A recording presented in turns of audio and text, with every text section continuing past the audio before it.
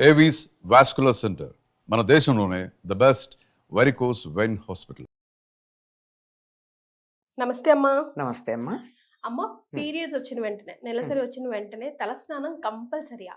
కంపల్సరీగా చేయకూడదు. అదేంటమ్మా, చేయకూడదు. పిచ్చెక్కినట్టు వెర్రెక్కినట్టు ముందు బాత్రూమ్ ఎలా పరిగెత్తాం ఎక్కడున్నా కూడా? చేయకూడదమ్మా. అయ్యో. నెలసరి వచ్చింది అంటే ఏంటి అర్థం? శరీరంలో మార్పు వచ్చిందా? శరీరంలో మార్పు రావడంతో పాటు వేడి వెళ్ళిపోయి చల్లబడిపోతుంది కదా శరీరం, అవునా కదా? అలా చల్లబడిపోయిన సందర్భంలో నువ్వు స్నానం చేస్తే ఎంత ఆరోగ్యం మీద ప్రభావం చూపిస్తుంది. అసలు ఒకప్పుడు ఏం చేసేవారు ఆడవాళ్ళు? ఆ టైంలో విశ్రాంతి తీసుకోమనేవారు. ఎంతగా విశ్రాంతి అంటే ఇంటి పనులు అవి ఏమీ చెయ్యరు గనక స్నానాలు అవి కూడా చేయక్కర్లేదని చెప్పారు. పక్కన కూర్చుని ఉంటే మరి వాళ్ళకి ఎప్పుడూ కూడా హిస్టెక్టమీలో చేయించుకోవడం కానీ అబార్షన్లు అవ్వడం కానీ జరగలేదు కదా. మెచ్యూర్ అయిన రోజు నుంచి దీన్ని చాలా పరమ పవిత్రమైనటువంటి దానిగా, చాలా జాగ్రత్తగా, ఆరోగ్య పరిరక్షణకు పనికొచ్చేటటువంటి దానిగా జాగ్రత్తలు తీసుకునేవారు. అందులో భాగంగా అసలు ఆ 3 రోజులు స్నానమే చేయొద్దనేవారు. పైగా సాత్వికమైన ఆహారం పెడుతూ ఉండేవారు, బలవర్ధకమైన ఆహారం పెట్టేవాళ్ళు. సాఫ్ట్ గా ఈజీలీ డైజెస్టెడ్ ఉండాలి, తర్వాత బలంగా ఉండాలి. అలా చూసేటటువంటి సమయాల్లో అసలు వీలైనంత వరకు శరీరాన్ని సూర్యరశ్మికి ఎక్స్పోజ్ చేయకుండా ఉంచమని కూడా చెప్పారు. ఇది ఒక సిద్ధాంతం అయితే, ఒకటి సంప్రదాయంగా ఉండేటటువంటి వాళ్ళు ఆ రోజుల్లో స్నానాలు చేసేవాళ్ళు. ఎందుకంటే స్నానం చేసి ఎట్టి పరిస్థితుల్లోనూ ఎట్లా ఉన్నా పూజ చేయకపోయినా దేవుణ్ణి తలుచుకుంటారు కదా. అలా తలుచుకోవడానికి స్నానం చేయడం వరకే పరిమితి తప్ప బట్టలు ఉతుక్కోవడాలు అలాంటివి కూడా నీళ్లలో ఎక్కువసేపు నానకూడదు. ఇప్పుడు బట్టలు ఉతకాలంటే ఎక్కువసేపు నానాలి కదా. అంచేత అప్పుడు వాడినటువంటి బట్టలు కూడా తర్వాత ఒక్క రోజు చివరి రోజున చాకలికి ఇచ్చేవాళ్ళు, లేకపోతే చాకలి లేని రోజులు ఇళ్లలో ఉతుక్కునేవాళ్ళు, లేని ప్రాంతాల్లోనూ. అంచేత వీలైనంత వరకు శరీరానికి శ్రమ ఇవ్వకుండా, బాధించకుండా, శీతోష్ణాలకి ఎక్స్పోజ్ చేయకుండా ఉండడం అన్నది ప్రధానమైనప్పుడు తల మీద నీళ్లు పోసుకోవడం అనేది ఎంత ఇబ్బందికరమైనటువంటి విషయం అమ్మా. సో ఆఫ్టర్ 3 or 5 days తలంటు పోసుకోవాలి. 4వ రోజు పోసుకుంటారు. 3 రోజులు అయిన తర్వాత 4వ రోజు చేస్తారు. ఆ రోజు కూడా ఇంట్లో పనులు చెయ్యనీరు, ఇంట్లో తిరగనిస్తారు గాని. ఎందుకంటే ఈ 3 రోజులు విశ్రాంతిగా ఉండి ఒక్కసారిగా తల మీద నీళ్లు పోసుకుంటే, అది కూడా ఈ 3 రోజులు నీళ్లు కూడా పోసుకుంటారు అన్నమాట. ఊరికే లెక్క ప్రకారం 3 బిందెలు నీళ్లు పోసుకోమని చెప్తారు, 3 సార్లుగా. అదే 3 రోజుల స్నానం ఒకేసారి చేసినట్లు లెక్క అనమాట. అట్లా చేసిన తర్వాత మరి శరీరం అలసిపోదా అని చేత ఆ రోజు కూడా ఎక్కువ పనులు చేయలేరు. వంట చేయడం, కూరలు తరగడం అట్లాంటివి చెయ్యొద్దు. ఇళ్లలో మాత్రం తిరగచ్చు నెమ్మదిగా. ఈ 3 రోజుల విశ్రాంతి తర్వాత నెమ్మదిగా ఇంట్లో అలవాటు పడతారు. 5వ రోజు నుంచి యథాప్రకారంగా చేసుకోవచ్చు. ఇది ఆరోగ్య సూత్రాలను అనుసరించి చేసినటువంటి పని.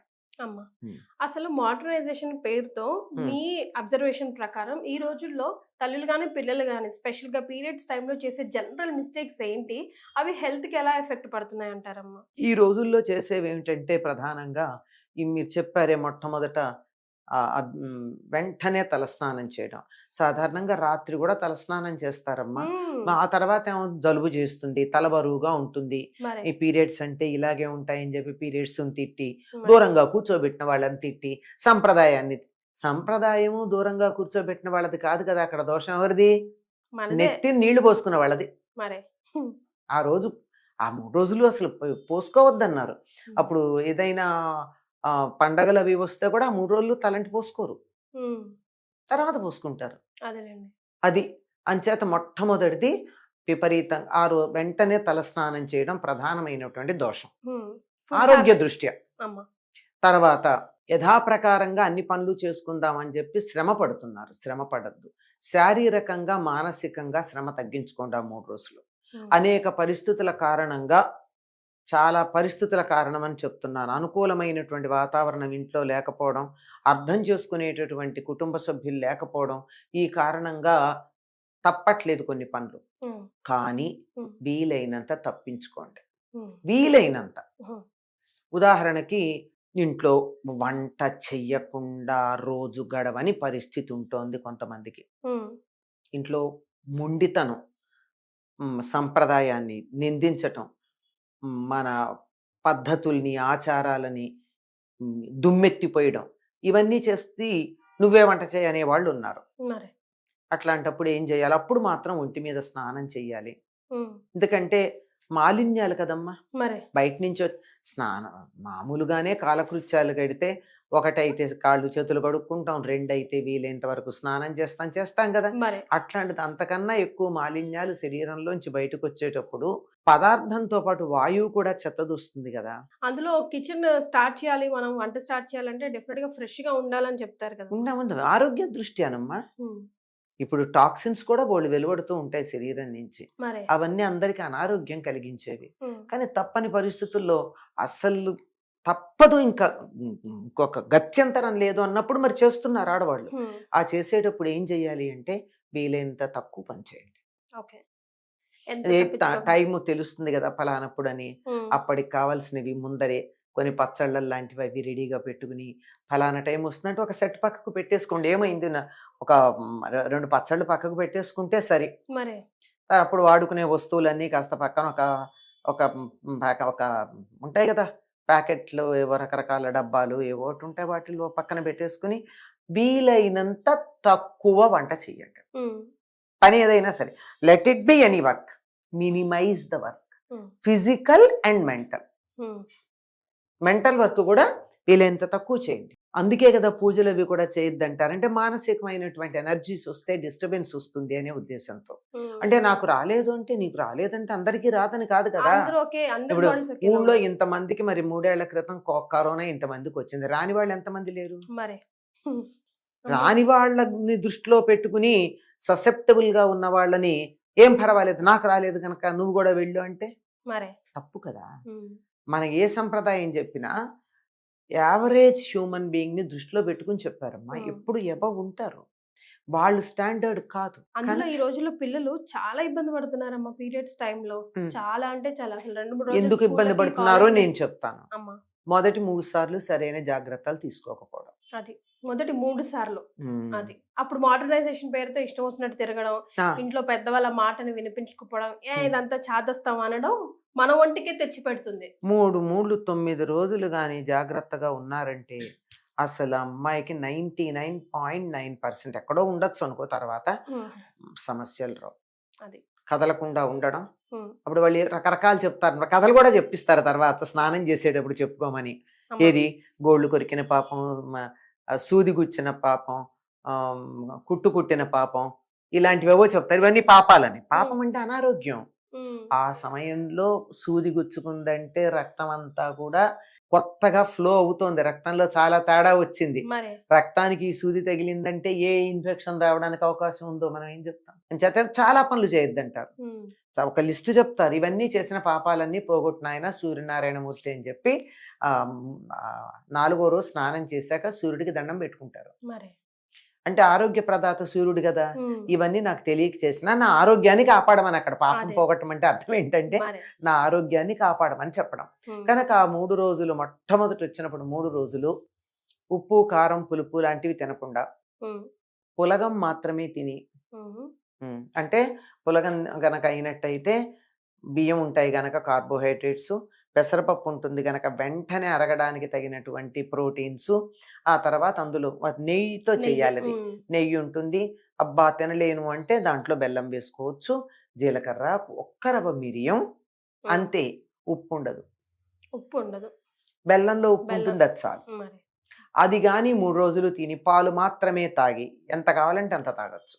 ఉమ్, ఇంకా తింటామని అన్నట్టయితే గారెలు పెట్టచ్చు, ఉమ్, అంటే ప్రోటీన్, కానీ ఉమ్. ఉప్పు ఉండకూడదు. మళ్ళీ వేసి వెయ్యకుండా మరీ తినలేరంటే ఉమ్, అట్లా అట్లా ఏదైనా సందికి తీపి పదార్థాలు పెడుతూ ఉంటారు అందరూ, రకరకాల ప్రోటీన్స్. మన ప్రాంతంలో లేదు కానీ కర్ణాటక అక్కడ ఏం చేస్తారంటే గర్భవతులకిను పీరియడ్స్ ఉంది మొదటిసారి మెచ్యూర్ అయినటువంటి అమ్మాయికిను వాళ్ళు రకరకాల పప్పులు తీసుకొచ్చి తెచ్చి పెడతారు. గోందు లడ్డులని గోందు లడ్డు బాలింతరాలకిను డెలివరీ టైం కదా, ప్రెగ్నెంట్ లేడీకి. ఇది గోందు లడ్డు కూడా ఇప్పుడు కూడా పెట్టచ్చు. మరి తర్వాత మినప సున్ని బాగా పెడతారు, మినుము పెడితే నడుము గట్టి పడుతుంది అని చెప్పి. తర్వాత నువ్వులు, కొబ్బరి, బెల్లం. బెల్లం, పుట్నాలు, అటుకులు. ఇవన్నీ పుట్నాలు, అటుకులు ఎక్స్ట్రా. ప్రధానం కొబ్బరి, నువ్వులు. ఇవన్నీ పుట్నాలు, అటుకులు, వేరుశనగ పప్పులు, అన్ని రకాల పదార్థాలు తర్వాత. మరి ప్రధానంగా పెట్టాల్సింది బెల్లం కాంబినేషన్తో నువ్వులును, వీలైతే కొబ్బరి. ఏం చేస్తుందంటే లోపల మొత్తం అంతా ఎక్కడన్నా క్లాట్స్ ఉంటే వాష్ ఆఫ్ చేసేస్తుంది, ఓకే, చేసి క్లీన్ చేసేస్తుంది. ఈ 3 రోజులు నిజంగా కాళ్ళు చేతులు కూడా ఏమిటి కదలలేనట్టు, తిమ్మిరి లెక్కినట్టు కూడా అనిపించవచ్చు. ఎందుకంటే ఉప్పు ఉండదు కదా, అనిపిస్తుంది. అనిపించలేండి, ఏమీ అందుకే కదలద్దన్నారు. మరి కదలకుండా ఉండడానికి కారణం ఏమిటి? కాళ్ళు చేతులు పని చేయవు ఉప్పు లేకపోతే. అసలు బేసికల్ గా మన సిస్టమే అసలు 3-4 డేస్ ఏం పని చేయకుండా బద్ధకంగా అట్లా కూర్చుంటే బాగుండు అన్నట్టే ఉంటుంది. ఉంటుంది యాక్సెప్ట్ చేసి అలా ఉంటే బాగుండు. అలా 3 రోజులు అలా ఉండి రెండోసారికి కూడా వీలైతే పాటించాలి. మూడోసారి కూడా పాటించగలిగినట్టయితే కనీసం మొదటిసారి ప్రధానంగా వెరీ స్ట్రిక్ట్ గా పాటించాలమ్మా. 11-12 డేస్ ఈ 3 రోజులు ఆహారం గురించి, రెస్ట్ 10-12 రోజులు. ఎందుకంటే శరీరంలో మొత్తం అంతా కుదిపినట్టు అయిపోతుందమ్మా, మార్పు వచ్చింది సెట్ కావడానికి. సరే రెండోసారి అయితే 5 రోజులు 4 రోజులు చాలు రెస్ట్. ఆహార నియమం మాత్రం పాటించాలి. ఇలా పాటించినట్టయితే చాలా బాగుంటుంది. ఇప్పుడు ఆధునికంగా ఏం చెప్తున్నారంటే డాక్టర్లు, అప్పుడు మొదటిసారి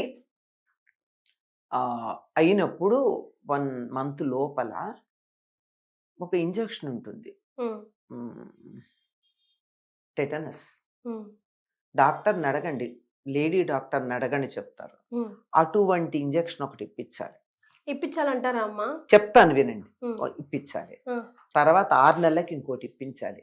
అది కూడా పీరియడ్స్ కాకుండా పీరియడ్స్ అయ్యాక 5-6 రోజులు అయ్యాక. ఆ తర్వాత 1 ఇయర్కి ఇప్పించాలి. అంటే 1.5 years అవుతుంది. లైఫ్ లో టెటనస్ తీసుకోవాల్సిన అవసరం ఉండదు అమ్మాయి. ఇది ఒక రాకముందే తీసుకోవచ్చా? అవసరం లేకముందే. అప్పుడు ప్రభావం అప్పుడే ఉంటుంది. అప్పుడు శరీరంలో మార్పు వచ్చినప్పుడు యాంటీ టెటనస్ పడాలి. రాకముందు తీసుకుంటే టెటనస్ ఎట్లా అవుతుంది? ముందే యాంటీ టెటనస్ ఎట్లా ఉంటుంది? ముందర ఎందుకు ఇవ్వాలి యాంటీ టెటనస్? బాగా కొంచెం అవేర్నెస్ ఉండి కొంచెం చదువుకున్న డాక్టర్ దగ్గరికి వెళ్ళండి. అంతేగాని కాగితాల మీద డిగ్రీ ఉన్న డాక్టర్లు కాకుండా ఒక లేడీ డాక్టర్ దగ్గరికి వెళ్తే ఈ విషయంలో మామూలు మెడిసిన్ కన్నా కూడా కమ్యూనిటీ హెల్త్ వాటి మీద కొంచెం పరిశోధన చేసిన డాక్టర్ల దగ్గరికి వెళ్ళాలి. పెడితే వాళ్ళు చెప్తారు ఎప్పుడు తీసుకోవాలో. అలా గనక 1 year 6 నెలలకి 1 yearకి అలా తీసుకున్నట్టయితే లైఫ్లో టెటనస్ ప్రాబ్లం రాదు అమ్మాయికి. ఇది ఇది 90% మందికి తెలియదు. అవునమ్మా, నాకు కూడా తెలియదు. ఎందుకండి నేను మా స్టూడెంట్స్తో కొన్ని హెల్త్ ప్రోగ్రామ్స్ చేయించిన రోజుల్లో ఒక doctor, she is interested in all these things. She in those days she was associated with our students అనమాట. So she told me and I advise to so many people and many of them follow. అంటే follow అయ్యారంటే దాని result ఏమిటి అన్నది మనకి ఎలా తెలుస్తుందమ్మా? Tetanus వచ్చిన వాళ్ళ సమస్య అని రాకుండా ఉంటే ఏమైంది? రాలేదు, ఇప్పటి వరకు రాలేదన్నమాట అర్థం. ఆ తర్వాత వేలుకు దెబ్బ తగిలినప్పుడు టెటనస్, కాలికి దెబ్బ తగిలినప్పుడు టెటనస్, సిజేరియన్ అప్పుడు ఒక టెటనస్, డెలివరీ అప్పుడు ఇవన్నీ తీసుకుంటారు కదా. ఇవేమీ అక్కర్లేదు అని చెప్పారు. ఇన్ కేస్ ప్రికాషనరీగా తీసుకుంటే నష్టమేం లేదు, కానీ పొరపాటున తీసుకోకపోయినా సమస్య లేదు. ఇవన్నీ చాలా జాగ్రత్తగా పాటించి ఇవే నియమాలు దరిదాపుల్లో పీరియడ్స్ వచ్చినప్పుడు కూడా పాటిస్తే బాగుంటుంది. అంటే పీరియడ్స్ లో బాగా కారంగా అలా తినడం, నాన్ వెజ్ అలాంటి తినకుండా సాఫ్ట్ గా తినండి. ఆ 3 రోజులు బాగుంటుంది. ఎప్పుడన్నా ప్రాబ్లం ఫేస్ చేసిన పిల్లలు కనుక ఉన్నట్టయితే, చాలా ఫేస్ చేస్తూ ఉంటారు కదా, వాళ్ళని ఒక్కటి ఫాలో అవ్వమనండి. 5-6 నెలల్లో వాళ్ళకి తేడా తెలుస్తుంది. సూపర్. ఏంటమ్మది? ఆ 3 రోజులు పాలన్నం మాత్రమే తినాలి. పాలన్నంలో బెల్లం వేసుకొని తినాలి అంతే. ఉప్పు కారాలు వద్దు, హెవీ ఫుడ్ ఏం వద్దు. మహా ఇంకా ఉండలేను అని అనిపిస్తే అది పులగం, అది కూడా ఉప్పు లేని పులగం అన్నం 3 రోజులు ఈ 3 రోజులు అలాగే తినమని చెప్పండి. ఒక 6 నెలలు, నెలకి 3 రోజులు చొప్పున. తర్వాత వాళ్ళకి ఆ టైంలో కడుపులో నొప్పులు రావడాలు అవి చాలా వరకు తగ్గిపోతాయి. Until and unless she has some other problem, general problem ఏదన్నా ఉంటే తగ్గుతాయి. సో పెద్దవాళ్ళు ఏది చెప్పినా ఒక ఆలోచించి రూల్స్ అండ్ ప్రకారమే చెప్తారు, రెగ్యులేషన్స్ ప్రకారమే చెప్తారు. అది ఫాలో అవుతే అప్పుడు మనకు తెలియదు, కానీ జనరల్ గా ఇన్ ఫ్యూచర్ అప్పుడు అమ్మమ్మ వాళ్ళు చెప్తే అంటే ఇవి అనుసరించి విసుక్కుంటూ అయినా అనుసరించిన వాళ్ళకి సమస్యలు లేవు, నడిచిపోయాయి. మరే ఇప్పుడు ఎవరైతే అనుసరించలేదో వాళ్ళకి సమస్యలు వచ్చాయి, వాళ్ళు అడుగుతున్నారు. ఇప్పుడు వీళ్ళు మేము ఆరోగ్యంగా ఉన్నది పాటించటం వల్ల అన్న సంగతి వీళ్ళకి గుర్తుండదు.